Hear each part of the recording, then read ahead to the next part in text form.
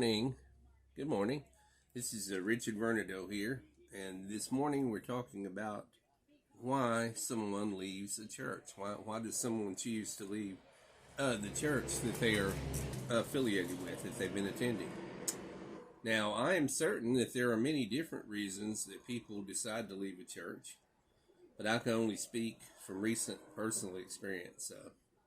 After a lot of time and thinking and prayer, the answer I got from God was to take some time away from this particular church body, which I'm not going to name, out of respect for the other members and their privacy. But I am going to relate to you the events that led up to God revealing to me that it's time for me to leave there. Incident number one. Now, this is the initial incident. There was a parking lot sale in the shopping center where my store is, and members of the church I was attending were there with me. Late Saturday afternoon, October 1st, this young man drives up, gets out of his mother's car, calls my name, and motions for me to come talk to him. Keep in mind, this young man has a history of drug use, mental issues. He's currently taking mental medications, and he has a publicly accessible arrest record, which is fairly long rap sheet. You can look it up in Lamar County, Texas. Anyway, I'm not going to name him. Anyway, he's about 35 to 50 feet away from where we're set up. He's parked parallel to the building where my store is, only a few feet further out, pointing west. So the first words out of his mouth as I approach him are, "Give me your testimony, give me your testimony." And he said this in a loud, harsh tone. He didn't nicely ask, "Brother, would you please share your testimony as to how you came to know Christ?" No, he's confrontationally demanding, "Give me your testimony." I was taken aback at the harshness of his tone, and my response was, "Which one?" As I stand up and give a testimony in church almost every Sunday. When I didn't instantly tell him whatever it was he thought he wanted to hear from me, he then asked me, "Were you ever on the Jerry Springer show?" I'm not making this up, folks. I'm not kidding. I've even done a video about this. No, I was not on the Jerry Springer show. At any rate, during the course of his tirade, and that's what it was, a tirade, he proceeds to inform me that I've got two paintings. He says, "You've got two paintings in your store that are demonic. God has told me not to set foot in your store as long as those demonic paintings are there."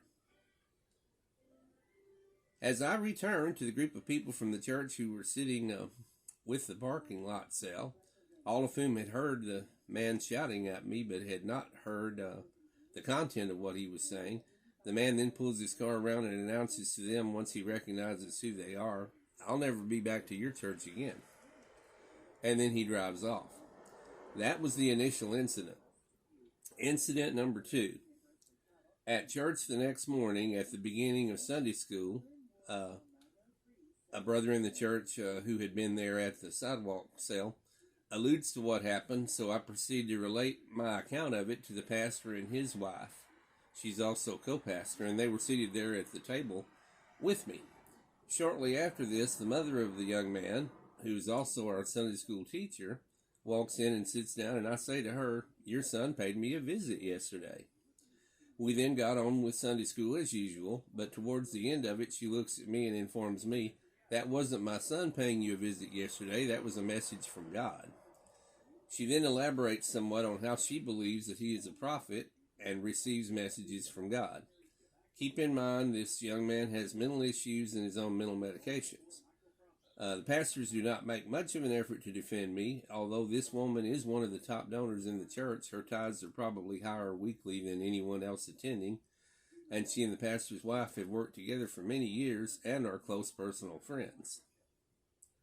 In essence, the pastor and his wife who gave tacit approval to the woman's position that the message to her son was from God. So somewhat later, the son comes back to church in his mother's car. I leave to ride with a certain woman in the church to go pick up another lady, as I'm not terribly comfortable in the same room with him after his verbal attack the day before and my awareness of his mental instability. So we get back to church half an hour later with the woman we picked up, and the young man proceeds to hug me around the neck and ask for my forgiveness. Now stop and think for just a moment. If his message was truly from God, why is he asking me for my forgiveness? At any rate, I accept his apology, and the lady we had picked up witnessed all of this, as did another brother from the church, I believe. After church, the man actually offers me a ride in his mom's car, much to my surprise. But I already had another ride lined up, so I declined the offer. Incident number 3. The next Sunday, I was absent from the church because I was at a comic convention. Reliable witnesses who were there and who are close personal friends of mine, and they were present attending the service, related the following. Apparently, the young man got up in front of the church and talked about the 2 paintings in my store being demonic. One of the people there told him, "That's your opinion." And I thought we had settled all of this last Sunday. I thought it was settled too, and here this guy's dragging things up again. He then asked, "Why am I even there?" referring to me even still being in the church. And he says something to the effect of, why wasn't I kicked out, or words along those lines. I was not present, so I can only relate what the witnesses have told me. The pastor told him something along the lines of, "Son, that's not how it works."